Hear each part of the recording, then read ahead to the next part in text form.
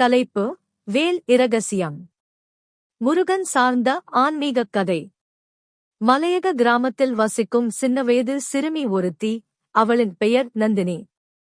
அவள் தினமும் பள்ளிக்குப் போவதற்குள் வீட்டுக்கு பக்கத்தில் உள்ள முருகர் கோவிலில் சென்று ஓம் சரவணபவா என்று சொல்லுவாள். பெரிதாக பூஜை எதுவும் செய்வதில்லை, ஆனால் மனமாரச் சொல்வாள்.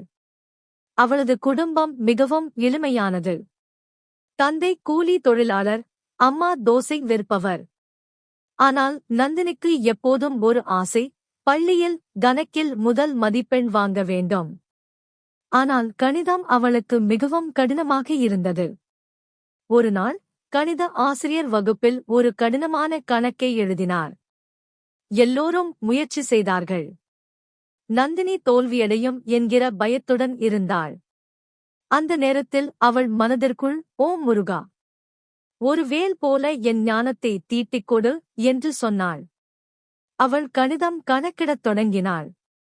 வியப்பாக கணக்குகள் அவளுக்குள் விளங்க ஆரம்பித்தன. அவள் சரியாக எழுதினாள். ஆசிரியர் பார்த்ததும் வியந்தார். அந்த தினத்தில் முதல் முறையாக அவளுக்கு முதல் மதிப்பெண் கிடைத்தது. அவள் வீட்டுக்கு வந்து அம்மாவிடம் சொன்னாள். மா, முருகனே எனக்கு வேல் கொடுத்தாரு. இந்த வேல் புத்திசாலித்தனமானது. இது என்னுடைய நம்பிக்கை வேல். அவளின் அம்மா சிரித்துக் கொண்டே சொன்னாள்.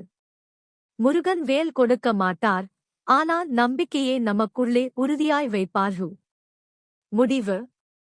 இந்தக் கதையின் மையம்: முருகப்பெருமான் வேலினால் தீமைக்கு எதிராக போராடுகிறார், ஆனால் நம் வாழ்க்கையில் அவன் நமக்குள் ஒரு விழிப்புணர்வான நம்பிக்கை வேல் கொடுக்கிறான். அதுவே நம்மை உயர்த்துகிறது.